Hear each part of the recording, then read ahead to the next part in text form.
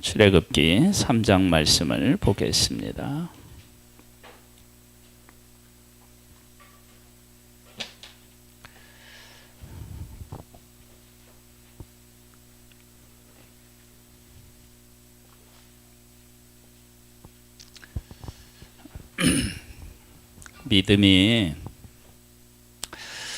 믿음이 좋다라고 이야기를 할 때 여러 가지로 믿음이 좋다 그렇게 이야기할 수 있는데, 믿음 중에서 참 소중하고 귀한 믿음이 나를 소중히 여기는 거예요. 하나님을 믿는데 나라고 하는 존재가 별 볼 일 없다고 생각하거나, 하나님께서 나는 사랑하지 않고 다른 사람만 사랑하는 것 같다 이렇게 느끼고 있는 사람은 하나님 아버지를 제대로 못 만나서 그런 일이 있는 거예요. 하나님 아버지를 제대로 만나면 내가 얼마나 소중한 존재인지 알게 됩니다. 내가 고통 가운데 있어도 그 고통이 나의 존재 자체를 낮추거나 깎아내리는 것이 아니고, 나라고 하는 존재는 여전히 귀한 존재로 남아있는데, 오늘 이 출애굽기 3장을 통해서 그 내용을 우리가 함께 생각해 보겠습니다. 왜 내가 그렇게 소중하냐? 그 이제 우리 전체적인 측면으로 보면 예수님이 나를 위해서 하늘 보좌를 버리고 이 땅에 오셨고, 오신 것만 하더라도 엄청난 일인데 나를 위해서 십자가에서 죽으셨다라고 하는 것입니다. 이건 모르는 사람에게는 나하고는 아무런 관계없는 일이고요. 이 사실을 제대로 아는 사람은 정말 내가 이렇게 귀한 존재구나 라고 하는 사실을 알게 됩니다. 그래서 저는 우리 성도님들이요, 그냥 교회만 왔다 갔다 하지 않았으면 좋겠어요. 하나님이 어떤 분이신지를 좀 알고, 그리고 그 하나님이 정말로 살아계신지, 그리고 나와 어떤 관계가 있고 나를 얼마나 사랑하시는지를 좀 아시기를 저는 소망합니다. 이게 없으면 교회 왔다 갔다 해도 아무런 소용이 없어요. 우리 이제 예심 사관학교에 가면 이제 우리가 서로 이제 그 간증을 나누는 시간이 있어요. 그 중에 이제 안산에서 그 목회를 하시는 한 목사님께서 처남이 그렇게 목회를 힘들게 했대요. 그러니까 목회 자체에 대해서도 뭐 이렇게 이제 달가워하지 않고, 또 예수 믿는 사람에 대해서도 뭐 긍정적이지도 않고, 갖고 자기가 목회를 하는데 가장 힘들게 한 사람이 처남이었대요. 그래서 처남과 같이 이제 성경 공부도 열심히 했대요. 근데 성경 공부는 성경 공부고 믿음은 또 다른 차원이라고 하면서 그렇게 애를 태우고 막 힘들게 했다는 거예요. 근데 이번에 그 새생명 축제 기간 그 전인가요? 이 처남이 그렇게 방해하더니 주일날 교회 나왔다는 거예요. 뭐 이제 기적 같은 일이에요. 근데 이 처남이 그렇게 예수님을 믿기로 하고 처음 한 일이 뭐냐면 성경 읽기를 시작한 거예요. 성경 읽기를 시작했는데 3주 만에 성경을 한번 읽었대요. 그리고 바로 이어서 또 한 번 읽고 지금 3번째인가 4번째 성경을 읽는데요. 지금 뭐냐? 내가 하나님을 믿기로 했으면 하나님이 어떤 분이신지 제대로 좀 알고 믿자, 뭐 이런 것 아니겠습니까? 그렇죠? 여러분, 우리가 하나님을 믿고 교회에 나오고 인생을 살아가는 데 있어서 분명한 가치, 철학이 있어야 돼요. 신앙에도 철학이 있어야 돼요. 철학. 저도 철학이 있어요. 저는 이걸 교만이라고 생각하지 말라고 제가 여러분에게 말씀을 드렸어요. 저는 이 지구가 저 중심으로 돌아간다고 믿고 있어요. 왜 네 중심으로 돌아가냐? 네가 그렇게 대단하냐? 아니, 저는 대단하다고 생각하지 않는데 하나님이 저를 하나밖에 없는 존재인 것처럼 사랑하신다. 그걸 그렇게 표현을 한 거예요. 아니, 정말 저는 그런 마음이 있어요. 이건 교만해서가 아니라 하나님께서 저를 그만큼 소중하게 여기신다라고 하는 것을 내 중심으로 그냥 하나님 앞에 신앙 고백을 한 거예요. 여러분들도 고백해도요, 제가 아무 말 안 해요. 그렇게 하기를 바라는 거예요. 왜냐하면 하나님께서는 한 사람 한 사람을 사랑하는데 우리 인간은 누구를 더 많이 사랑하고 덜 사랑하고 할 수가 있어요. 누구를 도와주면 누구를 도와주지 못할 수 있어요. 왜냐하면 인간에게는 한계가 있어서. 근데 하나님은 무한하셔요. 그래서 무한대는요, 뭐를 주더라도 그것이 고갈리지 않아요. 그러니까 나를 사랑하시고 우리 성도님 한 분 한 분을 사랑해도 하나님의 사랑은 고갈이 안 된다고요. 그러니까 다 사랑하시는 거예요. 다 사랑하셔. 제가 이런 마음이 있어서요. 그 예심 그 선교에 가서도 이렇게 이야기를 하는데 막 두렵거나 떨리거나 막 내가 누구 앞에 섰다 막 이런 것 때문에 막 이렇게 막 작아진 것처럼 여기려고 하지 않아요. 물론 가끔은 부담도 되고 하는데 왜 그러느냐면 하나님께서 나를 그 누구보다도 사랑하시는데 뭐 그 하나님 앞에서 내가 당당하게 살아야지 뭐 이제 그런 마음이 저에게 있어요. 우리 성도님들도 그런 마음을 가지셔요. 네.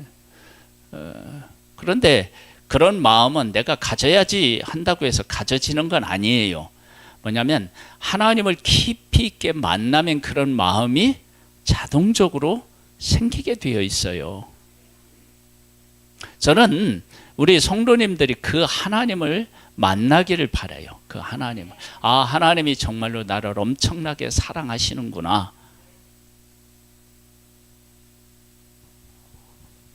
그 하나님의 사랑을 바르게 깨달아 알면 사람으로부터 사랑을 좀 못 받아도요, 그게 그렇게 큰 문제가 안 돼요. 사람이 조금 나를 힘들게 해도 막 그것 때문에 그렇게 괴로운 일이 아니에요. 왜냐하면 더 큰 사랑이 있으니까. 제가 오늘 아침에 우연히, 진짜 이건 우연이에요. 그 유튜브에 오늘은 어떻게 그게 떴는지 모르겠어요. 천정은 자매의 간증이 올라왔어요. 그 자매의 간증을 들었어요. 1시간 넘는 그 간증을. 근데 그 천정은 자매가 누군지 모르시죠? 모르시는 분은 그냥 들으면서 지금 아시면 돼요. 그 자매는 암이 걸렸어요. 암도 한 곳이 아니라 거의 머리부터 발끝까지 거의 다 암이라고 해도 과언이 아닐 만큼 암이에요. 근데 이 암에서 자기가 고침을 받아요. 그리고 복음을 전했더니 암 환자들이 복음을 듣기를 이런 얘기를 하는 거예요. 재발한 사람이 이제 그 이야기를 하는 거예요. 당신은 암을 고침 받았지만 재발 안 해봤지 않느냐고. 재발이 얼마나 고통스러운 거 아냐고. 그렇게 따지고 들어오더라는 거야. 그러고 보니까 자기는 재발을 안 하고 나았단 말이에요. 의학적으로 불가능한데 나았어요. 그래서 이거 어떻게 해야 되나 그랬는데 암이 다시 재발한 거예요. 근데 그런 일이 없는데 그렇게 다시 재발한 거예요. 암이 전에 이렇게 그 치료받기 전에 암으로 다시 돌아온 거예요. 근데 그런 얘기가 없는데 그렇게. 근데 가만히 생각해 보니까 자기가 다시 재발했잖아요. 그래서 재발한 사람한테 가서 복음을 전하려고 했는데 무슨 말을 전해야지 하고 고민을 했는데 자기가 재발한 것을 듣고 나니까 고민할 게 없더라는 거야. 왜냐하면 자기도 다시 재발했으니까. 그런데 암이라는 것이 얼마나 고통스럽겠습니까? 그런데 그 고통스러운 가운데 뭘 느끼느냐면 하나님의 사랑, 하나님의 은혜, 구원 이런 것들을 느껴서 그 암 중에서도 하나님 앞에 감사하며 복음을 전하는 삶을 살아가는 거예요.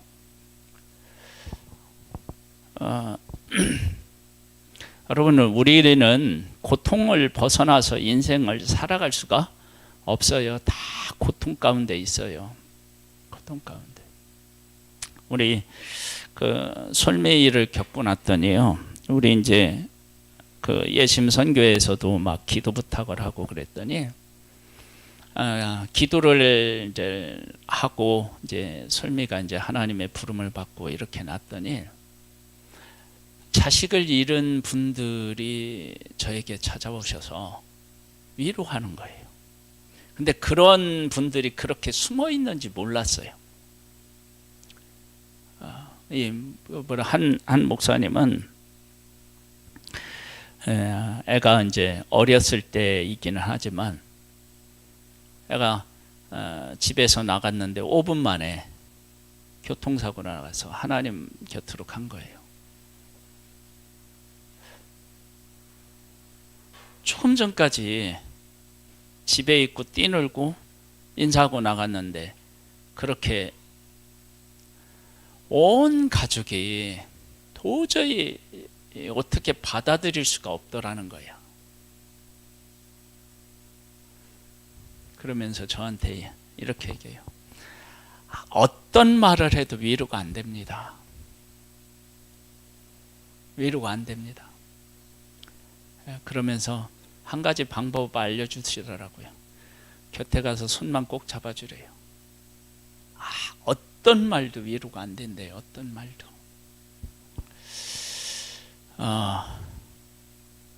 그러면서 위로를 해주고 그렇게 하는 거예요. 우리는 살면서 여러 가지 어려움을 만나고 그 어려움 속에서 하나님의 사랑을 경험할 수 있어요. 이스라엘 백성들이 애굽에서 고난을 겪는데 그냥 그 바로라고 하는 왕이 그리고 그 정책을 펼치는 그 신하들이 이스라엘 백성들이 생육이 중다하고 번성하여 온 땅에 가득한 것이 위협으로 느껴지지 않을 때는 애굽에서 애굽인과 다를 것이 없는 동일한 사람들로 평화롭게 살아가고 있었는데 어느 날 바로 왕을 비롯한 그 신하들이 정책을 피는데 이스라엘 백성들이 이대로 놔두면 안 되겠다. 그러면서 그들을 무엇으로 삼느냐면 종으로 삼아요. 노예로 삼아버려요. 여러분 생각해 보세요. 하루아침에 내가 자유를 가지고 살아가는데 어느 날 하루아침에 노예가 돼버렸어요. 얼마나 황당하고 고통스러웠겠어요. 근데 그것을 벗어날 길이 없는 거예요. 그 고통이 그것으로 끝나는 게 아니고 나중에는 어떻게 되냐면 아들을 낳으면 죽여라. 그것을 처음에는 산파를 통해서 죽이려고 했고 그나마도 여의치 않으니까 이제는 공개적으로 아들을 낳으면 나일강에 버려서 죽이라고 하는 거예요. 여러분 이게 얼마나 고통스러운 일이겠어요. 그런 일들이 길어지니까 어떤 일이 생기느냐. 이스라엘 백성들이 스스로 생각하기를 자기들은 누구예요? 바로의 말을 들어야 되는 노예예요. 그리고 하나님께서 약속을 하신 하나님의 백성이지만 하나님은 노예 생활하고 있는 그들에게 하나님은 아무도 보내주시지 않고 위로해 주시지도 않았어요. 그러니까 버림받았다고 생각할 수도 있는 거예요. 그리고 일할 때마다 채찍으로 맞고 괴롭힘을 당하는 거예요. 얼마나 괴로웠겠어요. 자기들은 이제는 애굽 사람들의 종이다 그렇게 생각하고 노예다라고 생각하고 살았을 거예요. 근데 그들에게 어떤 일이 있었느냐? 그러면 3장 1절로부터 보면요. 모세가 그의 장인 미디안 제사장 이드루의 양떼를 치더니 그 떼를 광야 서편으로 인도하여 하나님의 산 호렙에 이르매 여호와의 사자가 떨기나무 가운데로부터 나오는 불꽃 안에서 그에게 나타나시니라. 그가 보니 떨기나무에 불이 붙었으나 그 떨기나무가 사라지지 아니하는지라. 누구를 부르냐면 모세를 부릅니다. 모세를 불러서 누구에게 지금 보내려고 하느냐면 바로에게 보내서 그 백성을 보내라고 그렇게 하기 위해서 모세를 선택하는 거예요. 그럼 모세는 어떤 사람이느냐? 그러면 모세는 언제 태어났느냐면 바로 왕이 사내 아이를 낳으면 나일강에 버리라고 할 때 그때 태어났어요. 저는 이 말씀을 읽으면서 하나님을 믿는 사람들이 어떻게 살아야 되는지에 대해서 정말 도전을 많이 받아요. 요즘 우리나라 출산율이 세계 최저라고 얘기하잖아요. 그렇죠? 세계 최저. 안 나. 인구가 이제 막 줄어가는 거예요. 그런데 여러 가지 이유가 있어요. 먹고 살기가 너무 힘들다. 그리고 나 혼자 잘 먹고 잘 살면 되지. 뭐 이런 생각들도 팽배해 있는데 이것이 다 사탄이 한국에 있는 기독교를 무너뜨리려고 하는 전략으로 여러분들이 느끼셔야 돼요. 바로가 아들을 낳으면 나일강에 버려서 죽이라는 명령을 내려서 그것을 순종해야 되는데 그때 레위의 한 사람이 내 여자를 만나서 어떻게 해요? 결혼을 해서 자식을 낳아요. 그 상황에서 지금 우리나라로 말하면 그런 상황이면 어떻게 해요? 결혼 안 해야 되죠. 결혼했더라도 어떻게 해요? 자식을 안 낳아야 되죠. 그래야 맞잖아요. 그런데 결혼을 해서 그냥 자식을 낳아요. 여러분 이게 믿음 아니에요? 바로가 명령을 내리는데 그 명령을 무서워하지 아니하고 결혼해서 자식을 낳는 거예요. 우리는 누구예요? 하나님에게 속한 하나님의 사람이니까 생육하고 번성할 땅에 충만하라고 했으니까 그렇게 가는 거예요. 우리 IM 선교회가요.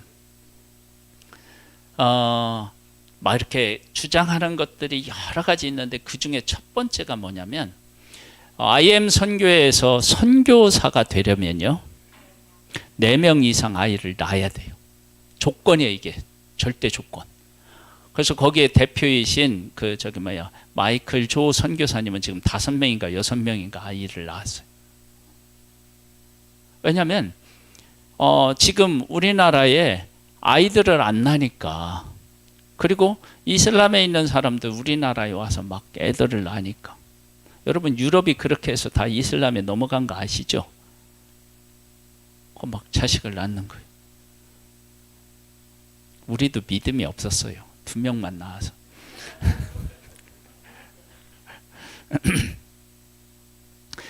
지금 우리 그 젊은 친구들은 결혼해서요 자녀를 많이 낳으세요.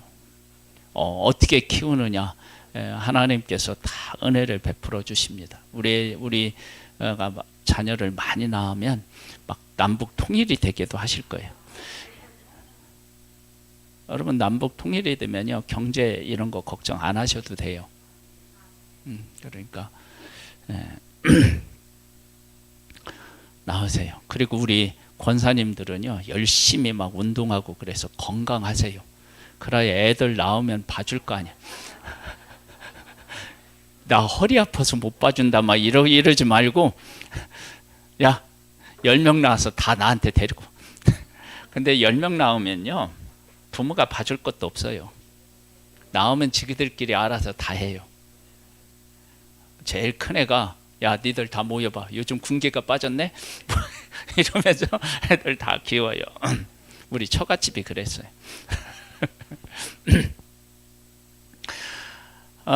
그런 어려운 가운데 있었다고요. 그러니까 이스라엘 백성들은 뭐냐면 우리는 노예되었으니까 우리의 인격이 뭐가 있겠는가. 그리고 하나님은 우리에게 사람도 보내주시지 않고 위로도 안 해주시니까 하나님도 버리셨나 봐. 그렇게 생각할 수 있잖아요. 그런데 그 일에 대해서 하나님께서 뭐라고 말씀하시느냐 그러면은요, 이 15절로부터 한번 보겠습니다.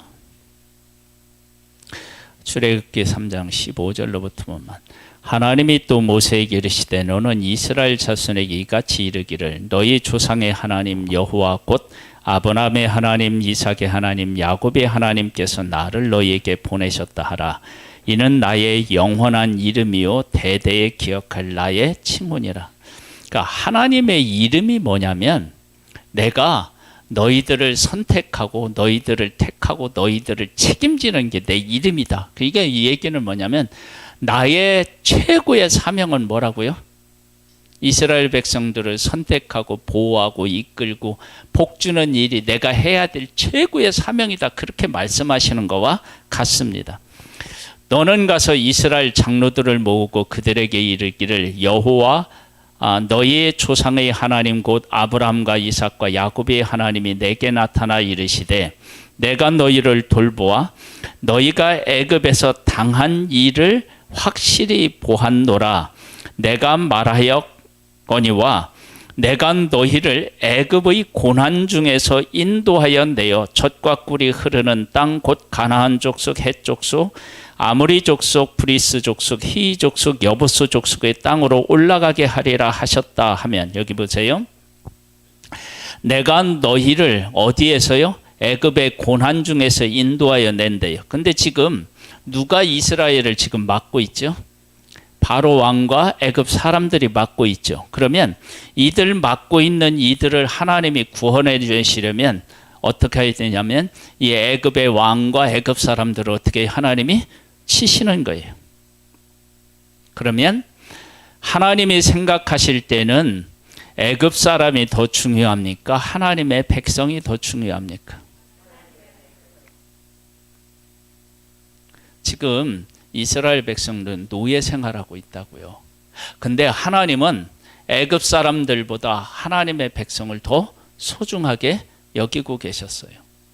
여러분, 내가 고난을 겪고 있다는 것으로 내 가치가 낮아지는 게 결코 아닙니다. 왜냐하면 하나님이 나를 다르게 보시기 때문에 그렇습니다.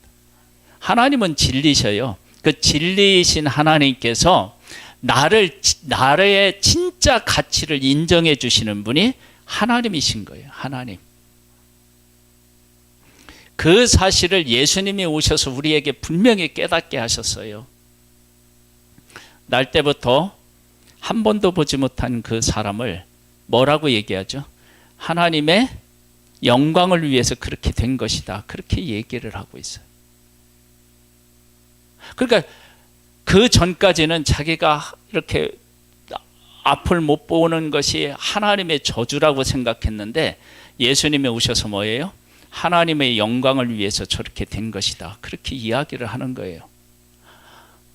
그러니까 사람들은 저주받은 사람이라고 그를 욕했지만, 그렇게 보았지만 하나님은, 예수님은 그렇게 안 보신 거예요. 우리 성도님들 중에 혹시 나는 참 못난 존재다 이렇게 생각하시는 분이 있다면요, 내가 못난 존재가 아니라요, 나는 정말 소중한 존재라고 하나님이 그렇게 말씀하시고, 그리고 그렇게 내가 소중한 존재라고 하는 것을 하나님은 나한테 깨닫기를 원하셔요. 그래서 어떻게 해요? 애굽에서 구원해내서 어디로 인도하신다고요? 가나안 7족속이 사는 곳으로 인도하신대요. 그러면 그곳을 인도하시면 그곳에 있는 사람을 쫓아내든지 다 죽이시든지 해야 될 거 아니에요. 그러면 그렇게 하시면 애굽 사람보다 이스라엘이 귀하고 약속의 땅에 있는 사람들보다 누가 더 귀해요? 이스라엘이 더 귀한 거예요. 네, 이스라엘은 그 사실을 제대로 몰랐던 거예요. 여러분, 사람이 가지고 있는 생각은요, 금방 변해요. 그리고 그것이 문화로 자리하고 있으면 그것을 변화시키는 게 너무 어려워요. 그 베트남이 오랫동안 전쟁을 했잖아요. 미국하고. 그렇죠? 전쟁을 하면서 남자들은 웬만하면 다 전쟁에 나가야 돼요. 그러니까 내가 남자인데 언제 전쟁에 나아갈지를 몰라요. 그래서 베트남이 전쟁하기 전과 전쟁하고 난 후하고 그들이 생각하는 사고가 바뀌어요. 어떻게 바뀌나? 전에는 어땠는지 모르겠지만 전쟁을 하고 나서는 어떻게 바뀌느냐? 남자는 일을 잘 안 해. 맨날 놀아. 여러분, 베트남이요, 당구 강국이에요. 당구 강국. 그 왜 그러냐? 남자들은요, 어디 갈 데 없으니까 맨 당구장 가서 막 당구 치고 그래요. 그리고 생활은 누가 하냐면 여자들이에요. 그래서 남자가 막 바람 피면요, 베트남 여자가요, 막 반 죽인대요, 남자를.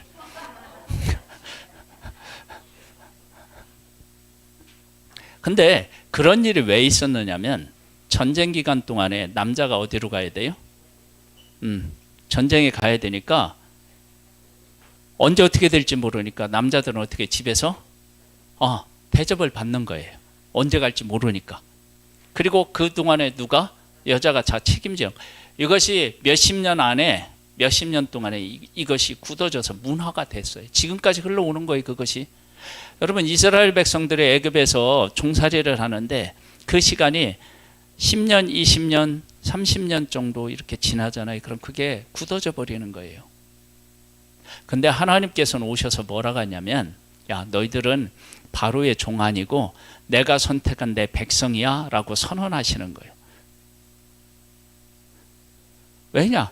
너희들을 내가 이끌어내기 위해서 애굽을 내가 칠 수 있고, 약속의 땅으로 들여보내기 위해서 약속의 땅에 있는 사람들을 다 몰아낼 수도 있고, 내가 그들을 멸할 수도 있어. 너희들은 그렇게 소중한 존재야 라고 하는 것을 하나님은 깨우치고 싶으신데, 하나님의 백성들이 그걸 제대로 받아들이지 않는 거예요. 그게 이제 문제가 돼요. 여러분, 지금 우리들의 삶도 똑같아요.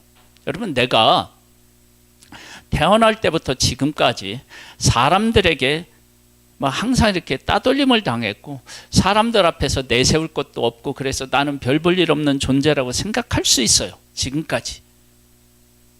그러면 지금 내 생각을 바꾸기가 얼마나 어렵겠어요. 그런데 하나님은 뭐라고 말씀하시냐면, 너는 내가 독생자 예수 그리스도를 보내서 구원해낸 내 자녀야, 내 아들이야, 이렇게 분명하게 말씀하고 계시는 거예요. 그래서 누구를 보내냐면 모세를 보내는 거예요. 모세가 어떤 사람이었느냐면, 나일강에 버릴 때 부모님이 결혼해서 낳아서 갈대 상자를 만들어서 어떻게 해요? 예리만 그거 요게벳의 노래 좀 한번 준비해 줘봐. 그때 낳아서요, 바로의 공주의 아들이 되어서 어떻게 해요? 왕궁에서요 40년 동안에 살았던 사람이에요. 그래서 사람들이 볼 때는 이 모세는, 이스라엘 백성들이 볼 때는 어떻게 해요? 미운 사람이에요. 왜냐하면 자기 혼자 그렇게 막 우리는 노예 생활하고 있는데 그렇게 막 왕궁에서 생활하고 있는 그 모세가 나중에 하나님의 백성을 생각하고 그들의 고통을 이렇게 막 고통에서 건지기 위해서 갔다가 애굽 사람을 쳐 죽이고 도망간 사람 아니에요. 근데 그 왕궁에서 정말로 잘 살 수 있었던 모세를 하나님께서 누구에게 보내느냐면 백성에게 보내요. 뭐냐? 모세가 바로의 공주의 아들로서 화호식 할 수 있었는데, 너희들을 위해서 그 모든 것들을 버리고, 그 히브리서에 나와요. 모든 것들을 버리고 너희들을 구원하기 위해서 모든 것을 버렸잖아. 모세가 그렇게 버린 것처럼, 너희들을 소중히 여긴 것처럼 내가 너희들을 소중하게 여긴다라고 하는 것을 의미로 어떻게 해요? 모세를 보내는 거예요. 바로의 공주의 아들이었던 그 모세를 보내는 거예요. 왜? 너희들을 내가 이렇게 소중하게 여기고 있단다라고 하는 거예요. 성도님들이 가지고 있는 지금까지의 생각을 하나님을 만나셔서요 바꾸셔야 돼요. 나는 정말 귀한 존재다. 이건 사람이 결정한 게 아니라 하나님이 결정하셨으니까 그것을 받아들이고요. 그걸 누가 참 잘하느냐면 유명 권사님이 잘해요. 오늘 제가 여기 감사 헌금을 보고요. 이걸 그냥 내가 묻고 말았는데 이렇게 감사 헌금을 했어요. 감사 헌금, 감사 내용. 하나님 아버지, 어버이날을 맞이하여 용돈 드립니다. 하나님 앞에 용돈. 그동안 못 드려 죄송해요. 내년엔 더 많이 드릴 수 있음 참 좋겠습니다. 아버지가 되셔서 감사합니다. 유미영 딸.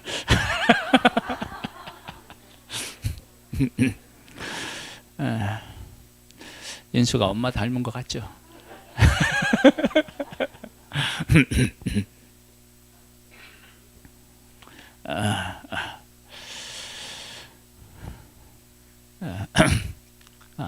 하나님 안에서 내가 어떤 존재인지를 아는 거예요.